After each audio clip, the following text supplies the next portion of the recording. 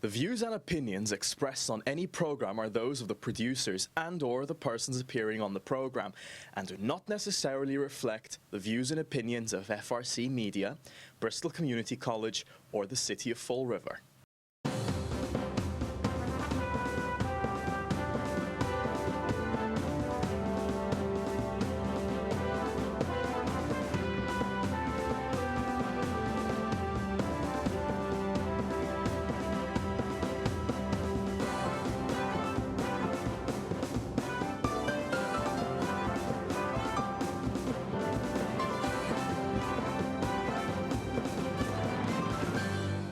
We're having welcome to Spindle City Straight Talk. We're having a small difficulty with our cameras, which I'm trying to fix right now. There we go. There we are. I got you now, Chip. There's something wrong with the white camera. No, there isn't. It was pointing in the wrong direction. Of course, because somebody's got to mess with our cameras. Okay, I'm there. Who cares? And it's you're Friday. And you're wired. That's right. I'm wired. They'll talk to me about terrorists. People who don't know nothing about terrorists are talking to me about terrorists. You kill terrorists. You want to call it an assassination? You want to call it a coronation? You want to call it anything you want. The only way we survive is by killing our enemy. As the Romans said, if you want peace, prepare for war. You're gonna start split. You got all the peaceniks and the chicken hawks worrying about how to protect yourself. You protect yourself by making sure your enemy doesn't survive. You know what Genghis Khan did? Every place he invaded, he wiped out every man, woman, and child in the first village he went to, and then everybody didn't give him any problems. Problem is, there are bad people out in the world. And it's up to us. If good people want to live, we got to kill the bad people. And people try to all the left-wing winners that want to love everybody to death. It don't work because humans are by nature evil. There are evil human beings in this world, no matter what you do. Humans are the root of all evil. Well, remember what Samuel Clemens said. He said it better than I could, or you could. Man is the only animal that can blush and the only one that needs to. That's right. Because we're the only animal that kills people for power, for wealth, for anything. And for the hell of it. And if everybody looked the same, if we were all clones and everybody looked exactly the same, the guy on the south corner would kill the guy on the north corner because he wanted the north and the south corner. Then after he got done with that, he'd go after the people on the east and the west corners. So this is all baloney. Don't even get me started on that. This stuff of pretending that we can love everybody to death. Because the only thing that keeps you safe at night, as the Special Operations motto says, men sleep peacefully in their beds at night because rough men stand ready to do violence on their behalf. Or as Colonel Jessup said in one of my favorite movies, A Few Good Men, I'm always rooting for the bad guy. Because in the eyes, he was the bad guy when he says, you want me on that wall, you need me on that wall. We need soldiers, and there's nothing but respect for our military and everybody who does what we should have done a long time ago. So with that rant, because Carlos got me started, I didn't think we were going to get the show off on time. The show's going to be a lot about what you... about the scorched earth that you left yesterday. But Michael Rodrigues and Josh Cutler selected as ADDP 2020 Legislators of the Year. Well, okay, that's enough of that. They're legislators. We all know how much they got about that. So come on, CJ. I want you to tell everybody that's watching, that's already on their heels. They didn't know. They came in the middle of a conversation. But tell everybody what you did, and I know that you're going to be having a label, and they're going to use assassination rather than termination or whatever, and we're going to get the semantics. But I think you revealed some very, very important things that the people really need to know again, because we're always talking about, how they skim money from here, they don't do this, they don't do that. You not only stated a lot of facts yesterday, but you opened up a lot of areas of questioning. So you want to give us a little summary of what you did yesterday in front of the park board? I received a special request to make an appearance at the park board. I had no idea what their agenda was, but I was sent their agenda, and I was like, oh, I definitely got to go to the park board.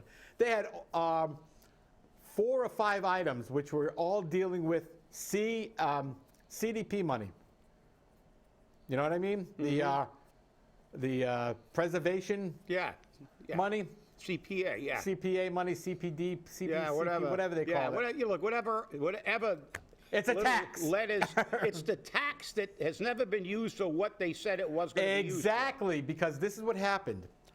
They were coming before the park board to get approval for several projects they wanted to do that had already been approved eligible by the CPA board.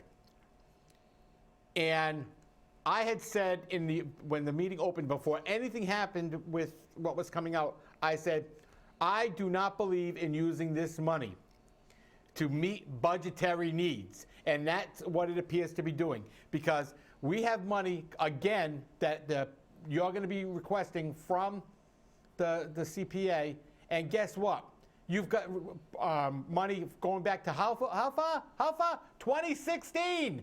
2016, and they still haven't used that money. 2016. 5 fiscal years. 2016. Yeah. Let me say that again so it sinks in. 2016. So these projects were so important, so critical, that we had to go use taxpayer money, which is supposed to be for preservation of historical things. That was the con that they said in front of the council. We're gonna use this, and it's only been used for political and gain, whether it's the city supplementing its budget with this money when it's using it inappropriately, or some politically connected person getting something so they can tune up their toys. Like when David Hebert got money for his windows. Yeah, or we got air conditioners for a prominent businessman's wife's library. Right. Yeah, we all remember that. We have good, but see, this is the thing. You told them about this, and then they were revealing that there's still money in. Right, and what happened was the chairman, Marcy Yetkin, brought out the spreadsheet showing all the projects with CPA money by year, and none of the money has been spent. So what did she say? She said, I'm not going to go ask for any more money until these projects are done. Well, that wasn't well received, I don't think. Well, because the city runs a budget that's all smoke and mirrors, because these projects are being funded by CPA, which is supposed to be for preservation. Well, no, it's also for recreation, land preservation. Yeah, but recreation, and land housing. preservation in the historical context. This thing was created for when they're talking about recreation, they're talking about maintaining a park, not maintaining a building that you've been paid to maintain for the last 30 years and had 3 fires in it. That's right. And you still didn't maintain that. So let's get to that part of the thing, because the other thing I want to bring out before you go on and make everybody ill with all the way I would like to see, number one, if that money actually stayed in those accounts or if it was diverted somewhere else since 2016, because I have virtually zero trust in the city's ability to keep money where it belongs, because we've caught them too many times diverting healthcare money to places it's not supposed to be. So this is the issue that we're looking at here. This stuff of, it comes under this general umbrella. Isn't it amazing that an umbrella gets wider and wider the more they need money? It was like when they wanted to use mitigation money to rehab a building. Well, we can do that. And I said, no, you can't. And they sought a legal opinion. And guess what? The legal opinion said that's not what it's supposed to be used for. But you know how they rationalize it? This shows how great it is in Fall River. Well, we're going to rehab a building that's going to be used for health care, so we can say we're using it for health care. No, you're not. You're using it for building construction and renovation. This is government again stealing. They don't get enough taxes. They don't get enough. And did they not actually say that, there were 3 fires? You go on with what happened, because we have all these issues. Has the money actually stayed there? Again, I'm going to say before you start, the word I'm going to remind me if I don't say it on every show from now till the next election. This is why we need a forensic audit. Oh, that's a new word. We never talk about that, do we? It's words, actually. Forensic audit. But in this case, we'll make it one word. Forensic audit. So go ahead. So now you got up there and you. One of the projects they wanted to do, which you just recently mentioned, was the warming house at Kennedy Park, because they didn't want to make more bathrooms because they have enough bathrooms in the whatever they call that room, which is the park office. The bathroom room. Or the bathroom building, I guess. So they wanted to put it in the warming house. Well, the warming house had fires and it's got holes in the roof, and Marcy Yetkin made it very clear.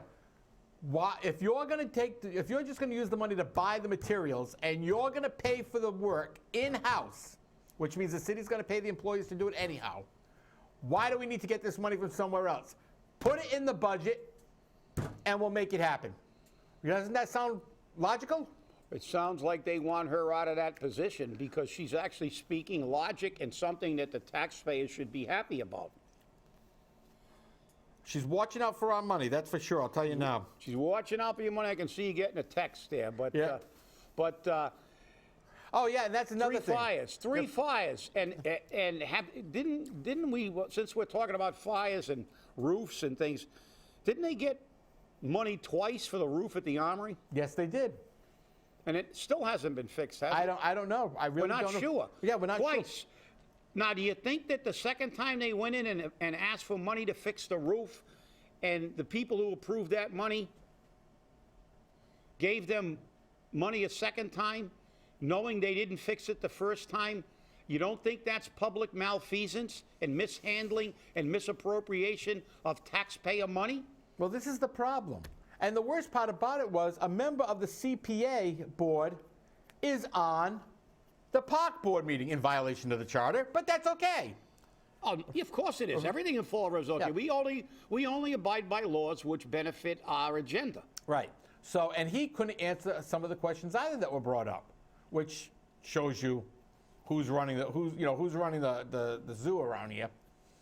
And then they added insult to injury. Oh, they always do. They always do. The boat ramp down at Duval Street, that is owned by DCR. That is not owned by the city. That is owned by DCR. That area is all owned by DCR. So they got a grant writer who wrote a grant to put in floating docks on the side of the boat ramp to open up some space so that people can come in and out easier. And they got some money from the Fisheries and Wildlife, something from the Taunton River Preservation or whatever, another group. And then they wanted to get money from CPA. Really? And they asked the park board to agree and approve this application for more CPA money. And Marcy Yetkin said, well, I have a problem with this because it belongs to DCR. It's not going to connect to our electric. It's not going to connect to any of our services. So that should be handled by DCR, not by us. So she didn't give an approval. They voted no approval. But here's the problem. Had they voted to give them the CPC money, or the CPA money, whatever you want to call it, then we would have owned that project. Because DCR is not eligible for our CPA money. And you told them that, I believe. I did. You're such a nasty. I am You are. You see, you are an assassin. I am. You assassinated that money. That's it. They were going to take money, and as you said, nobody cares. With our great history of lack of maintenance on everything, we were going to inherit those floating docks. That's right. We were not only going to subsidize them, we were going to own them for time immemorial. So, again, another great total insensitivity to the taxpayers. Just look, they gave us the money. Let's just use it for any little thing we want. The fact that this isn't what it's supposed to be used for, the fact that we're not even supposed to be even entertaining this because it's not a city entity. No, we don't care. Well, we just want to cushion our budget. But here's the other thing that really bothered me. Guess who was going to handle the placing and removal of the floating docks? The Fall River Harbor Master. So, you mean the one who was appointed to a full-time job because his girlfriend, who was paying half the taxes she should have, or less than half the taxes, by new tax rate, it would probably be about 1/8 of the taxes that she should be paying. That harbor master? Yeah. And we had another name, another tickness. Another political tick was mentioned at that meeting, too. Oh, yeah, and they were there. We're going to get to him. But we're going to have the harbor master whose qualifications are suspect at best, except, a relationship with someone who was in power at the time to get a full-time job from a job that evolved from a part-time, non-paying position? Correct. As a matter of fact, all the assistant harbor masters don't get paid. They're volunteers. Yeah, well, kudos to them. And kudos to all the previous harbor masters who didn't have a full-time job and city health care and benefits because they were going out with the right person.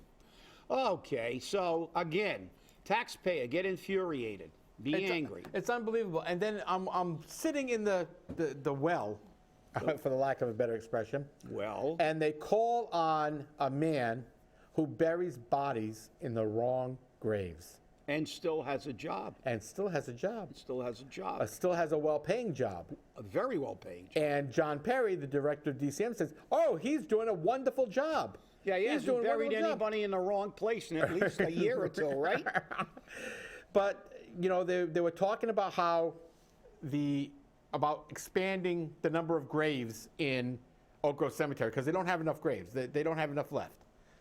And they were saying that they had to wait until the CSO project was done going through the cemetery. Why you would put a CSO drain in a cemetery, it still confuses me. I still can't figure this out. But they put one in there. And I don't know if he wants to create new graves around it, on the side of it, but he wants to put graves around that CSO area. I'm like, you got to be kidding me. This can't be real. And didn't we go over, and we're going to have to pull them for one of our next shows. Didn't we pull his credentials when he got that job? Yes. And we found that he had absolutely no credentials at all. Yep, no experience. No experience, no anything. But he's doing a good job because that's what everybody has to say. Because if he doesn't say he's doing a good job, somebody might turn around and say that the guy who said he's not doing a good job is going to say that guy didn't do a good job. And then we'll realize that most of the people in Fall River are unqualified for the positions they're holding because they got them politically. The only people that you can say are qualified are the people who took a test. Does a teacher have a degree? Well, most of the time, although we did have an assistant superintendent of schools that didn't have a degree, right? But leave it to Fall River, and I remember that. Maybe you don't. I know you do. I'm being rhetorical. But maybe some people in our audience don't remember that. But this is Fall River. We had an assistant superintendent of schools that didn't have a degree, that fraudulently said he had a degree. And he stayed on a job, just like Jazel, now known like the artist Prince. He's now known as, we have been hearing from the grapevine that he is now wants to be known as Jay. So when if we don't call him Jazel, we will refer to him as the mayor formerly known as Jazel. Formerly known as Jazel. But So we had an assistant superintendent of schools that wasn't qualified. We had an ice house guard over at DCM. We had a whole bunch of people. And then you wonder why, because they disappear into the woodwork. People asked us what happened to Faust Fiore. And we found out. We found out. He's in minimum housing. Is he qualified? No. He was a waiter.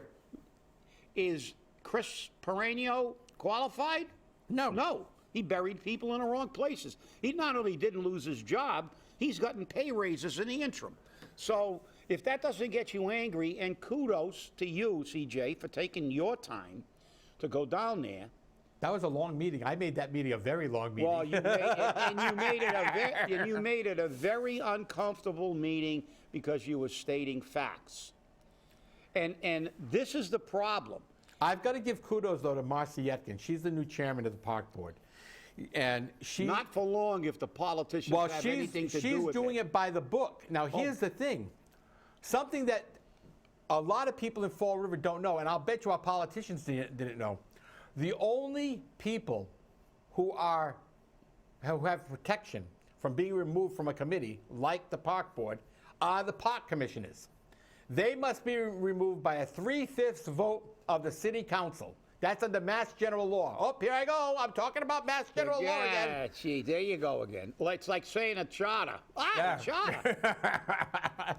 So they've got protection that they can't be removed without a 3/5 vote of the city council, or they resign.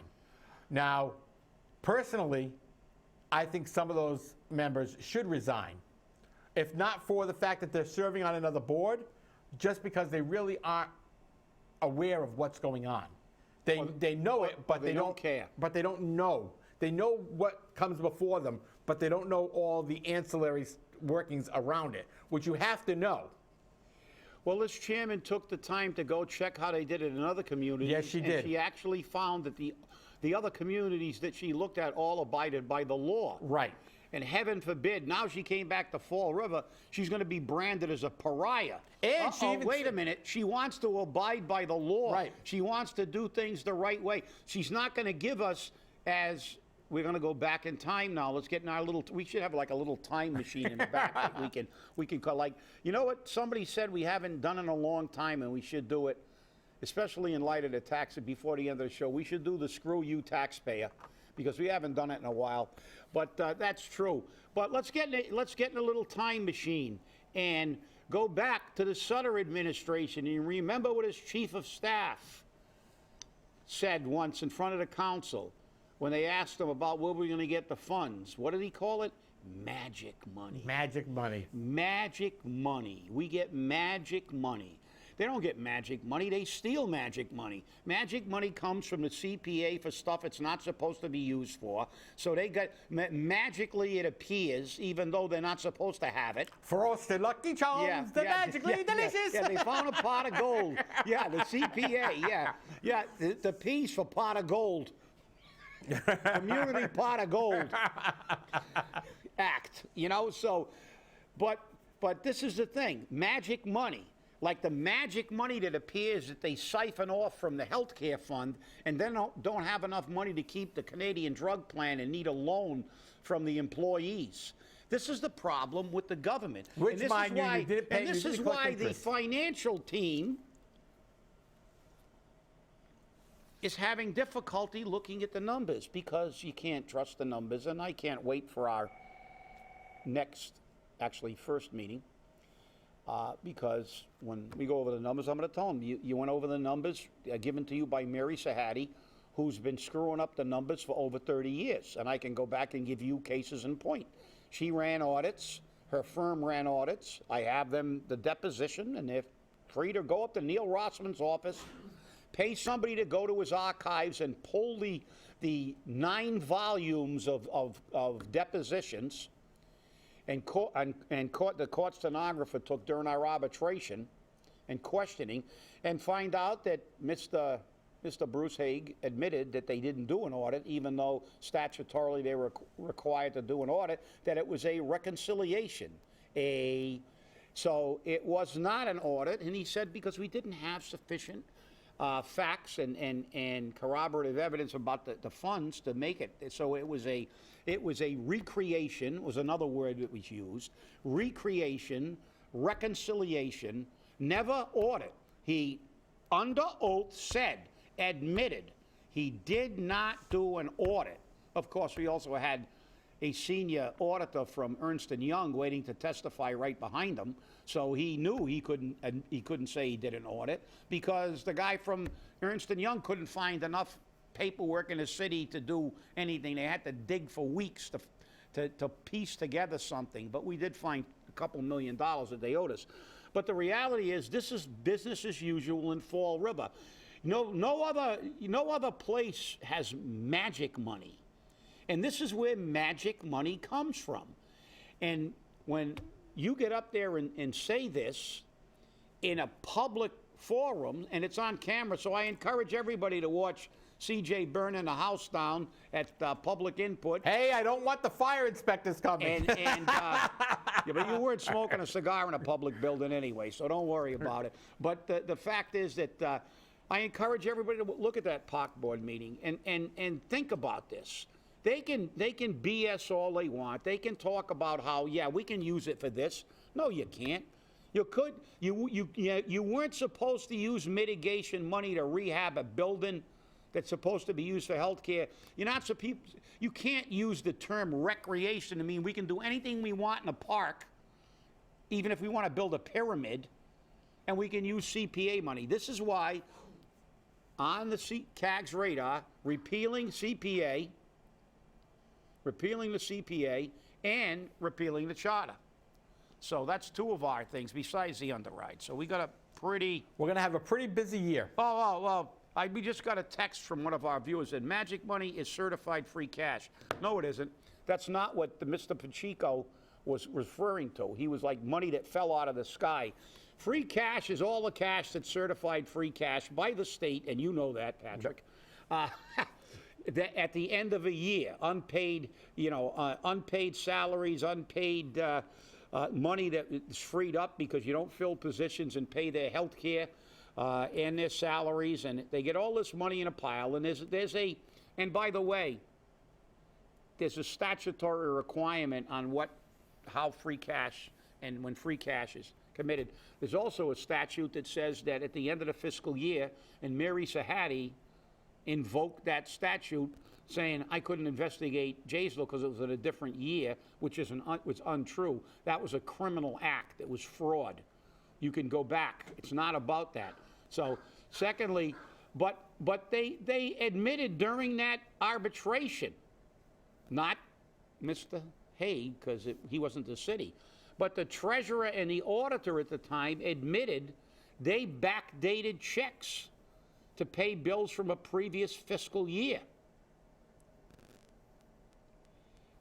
That's illegal. That's a violation of the law. Because once you close the books, what do you have to do if you want to pay a bill from a previous fiscal year? Get it approved by the city council. Has to be approved by the city council. And why is this happening, people? I'll tell you why. Screw you, taxpayer! Patrick is reminding me of your favorite word, overtaxation. The CPA is definitely overtaxation, but people, if you don't stay angry, what CJ exposed last night opens up another can of worms, because have they used that money that was appropriated for specific projects? Have they taken money out of that account and used it for other things and maybe put it back? Or will they put it back when we go try to check? That's why we need a forensic audit. We need to see the activity of those accounts, see if money's been taken out. We had 5 accounts that were dormant for 25 years and they didn't find them. Let's see if these were active when they shouldn't have been active. Forensic audit, no CPA, no charter. And an underride.